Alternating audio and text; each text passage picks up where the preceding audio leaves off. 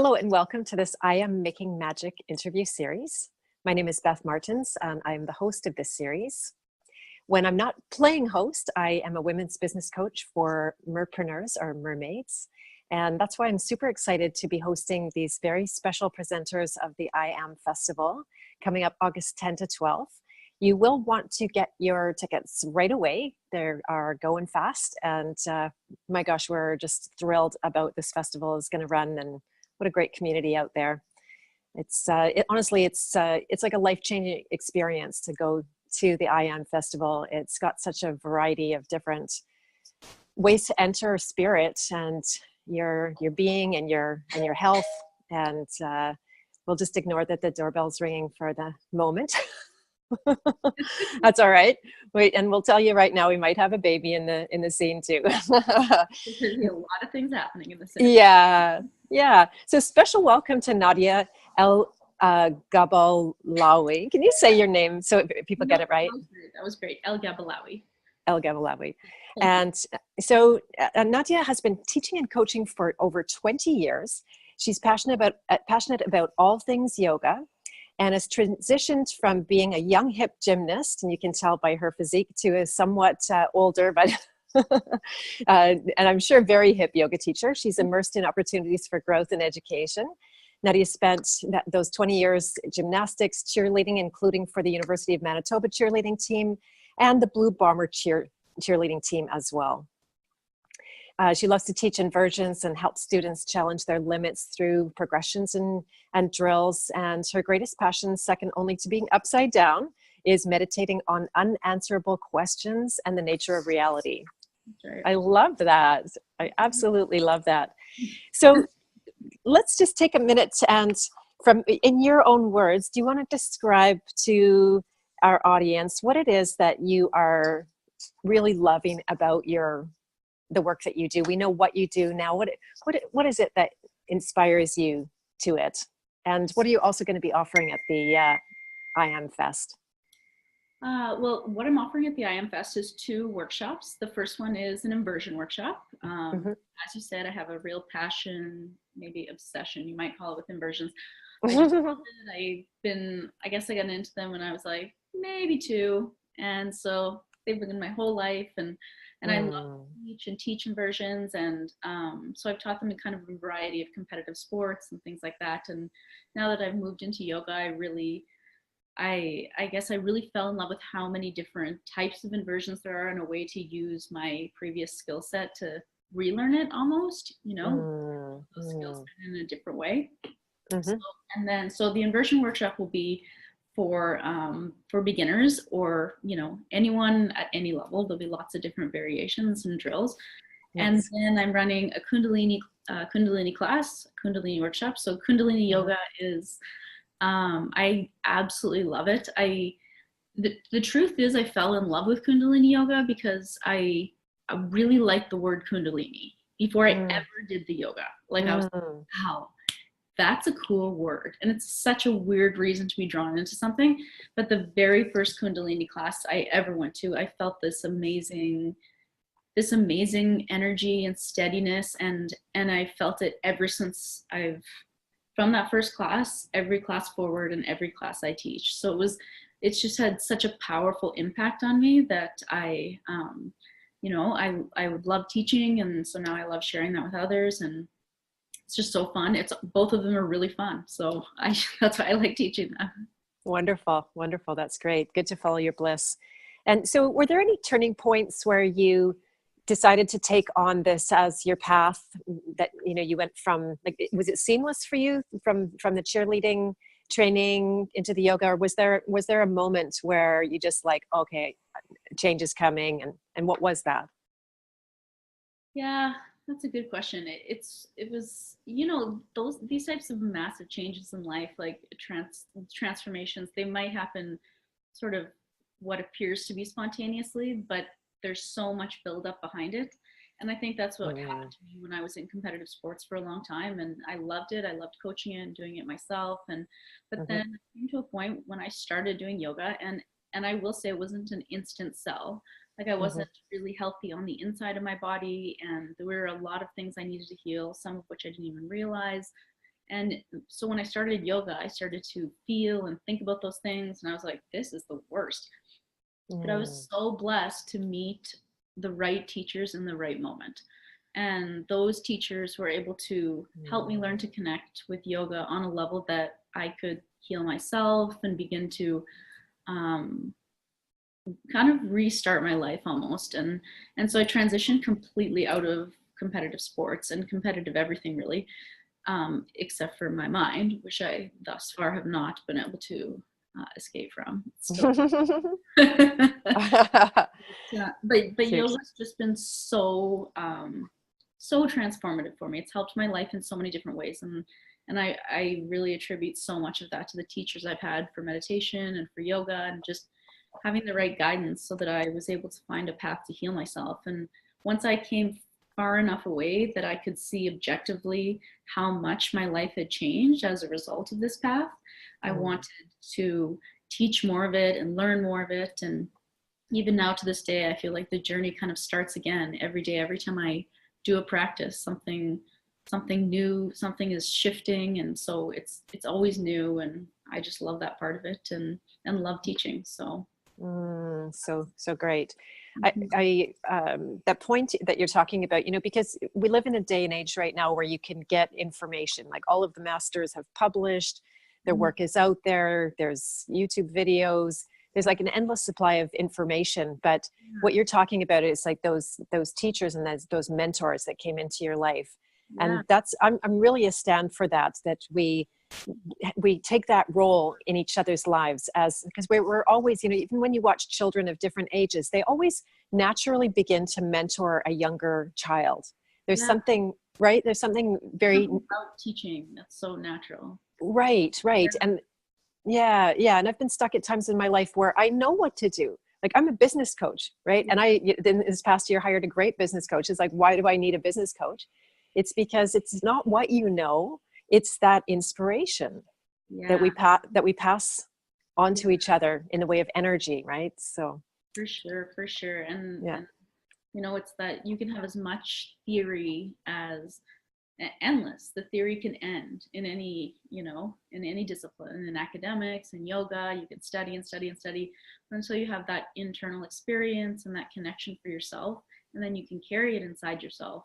It's really continues to just be a theory. And so I guess, that's when it became alive inside me, is when I really I knew it was a really good path for me. And as I said, it's always changing, but still wonderful. Fantastic. That's great.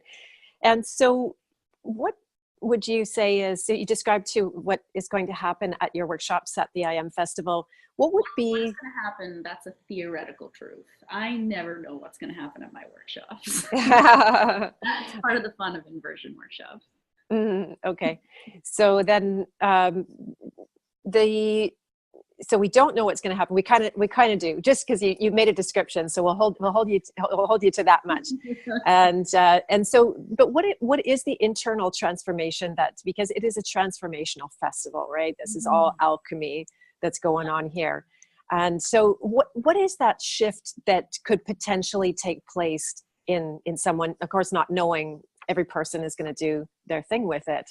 But what have you noticed, right? The people, how do they become actually transformed? What kind of shift could they make at the festival with you? Well, I think that, and the two workshops are really quite different workshops. So I think that the path would be different, ultimately if we end up at the same place. But one of the reasons I love inversion workshops is because so many people doubt that they can do inversions because they're afraid. And I always reinforce that fear is such an important part of human survival. Like, if they didn't have the fear of throwing themselves upside down in the middle of a field with some chick that they don't know, that wouldn't be normal, So I love doing inversion workshops and just starting with fear, because there's always a logical reason behind the reason that people are afraid. If someone says, well, I'm afraid to get off the wall and I want to do it in the middle of the room, well, they're afraid to come off the wall because they don't know what to do if they go over.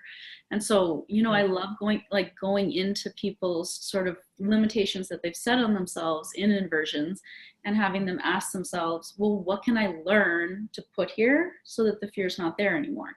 And inversions are so accessible for, I think, for anybody.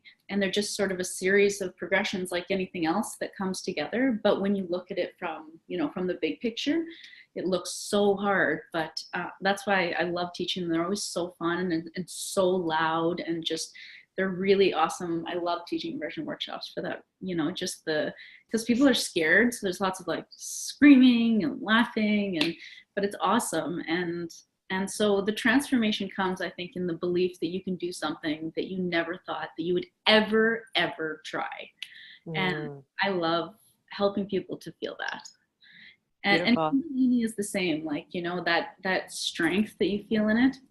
If I can help other people feel that strength and that stability, and they can bring that into their life, then that's the biggest gift that I could be given by that student, is for them to take that back to their life. Nice. That's great. Yeah, I went to India 8 times and studied a lot of yoga, and I taught yoga for many years in Kirtan, as you and I were chatting about earlier. Yeah. And inversions, I think one of the things that just to add to everything that you just said, which is so great, but the thing that I love about inversions the most, I'm not a master at them by any means, but I like getting myself upside down or sideways or anything. And it's just like a complete change of perspective, right? Yeah. Like, you know, the view literally changes. You see something you didn't see, usually the sky, because I'm doing it outside.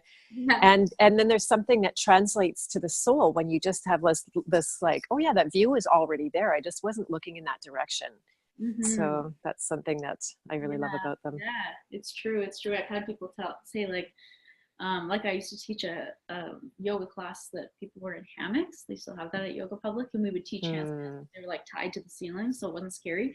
So people could just hang out upside down, and it was amazing. You know, you're just, like you said, your whole perspective starts changing, and everything looks different, and it's an interesting experience on many different layers, I think. Totally is.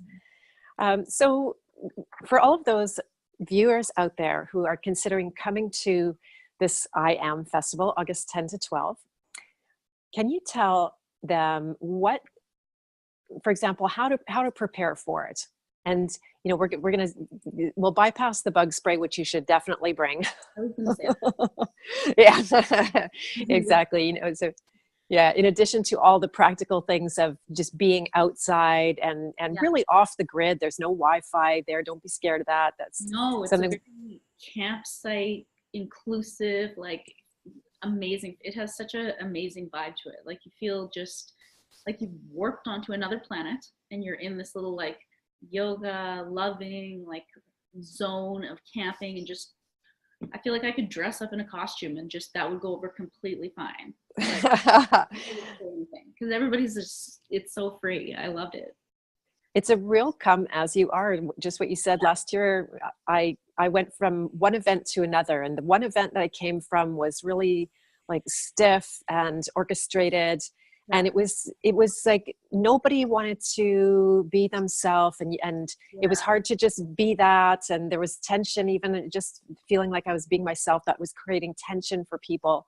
And then I set foot at Am.Fest, and it was just the complete opposite experience. Because, you know, you kind of go like, huh? You know, you even think, who am I? Or you start to doubt yourself and your own self-worth. And then coming to Am.Fest is like just this open arms right from the moment I hit the gate. Everybody was so warm and welcoming. And there's literally open arms from people when you hit That's right. That's right. It's amazing. I loved it. I was like, I just want to live in this festival forever. So, yeah, exactly. Everywhere, barbecuing everywhere, and it's so fun. Yeah, the camping out. So how would they best prepare to get the very most out of the festival and say the work with you if they're coming to your workshops? Well, in terms of preparing for the festival, I really think the only thing people need to do to get prepared is to get excited. Like in terms of my real belief in, I mean, it's different if you're going to like a teacher training and you have something specific that you want to, you know, I want to be physically prepared for such and such. But like, this is come authentic, you know, so I wouldn't want to say, you know, to enter into any kind of, you know, major rigid preparatory process for this. Like, it's just for fun, and anybody can come definitely to either of my workshops. They'll be accessible to, you know, any age, any range. And just to come with an open mind, you know, inversions, of course, can be scary, as I said, but that's why we kind of start with that discussion, which is great, and that people are really usually dynamic. And so I would want people to come to that workshop, even if they think, oh, I'll never do an inversion. Well, the only way to find that out is to come. You know, there's no expectation to bring the inversion with you. It's not a bring your own inversion party. In terms of Kundalini is so fun. And the way my teacher described it to me, she said, the first time she taught me, she said, I'm going to get you to do really, really weird things with your body for a really, really long time. And I was like, wow, sounds good. But something happened in there, and this strength comes over you. So I've selected the weirdest sets that I could think of for this festival. So we look the weirdest, and I'll be being at the front doing the weird stuff. But it's really amazing. It's a really unique kind of yoga. And so I hope people come to that and are open to that and just enjoy themselves, because every time I do it, even if I do it here alone in my house, it's really fun and feels great. And so, yeah. Awesome. So great advice. Bring your excitement. Bring your excitement, and as you said, bring your bug spray. That's it. Very nice. Very nice. Well, thank you so much, Nadia, for joining us for this interview. It's been really a pleasure to hear your story and everything that you're really so passionate about teaching. And so that, if you want to grab your tickets to the Am.Festival right now, you can go to this URL. It's Am.Festival.net/tickets.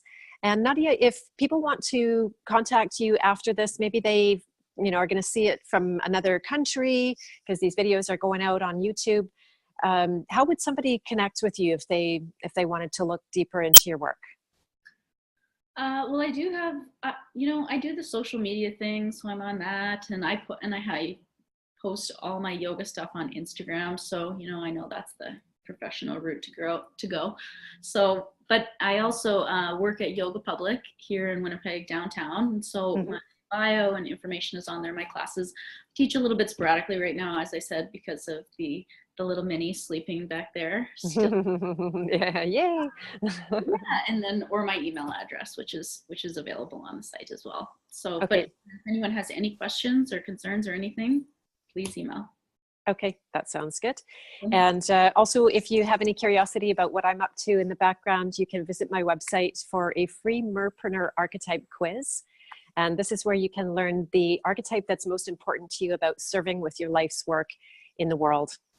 So thank you so much for joining us.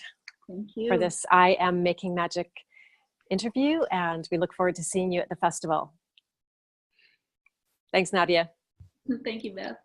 Bye for now. Bye.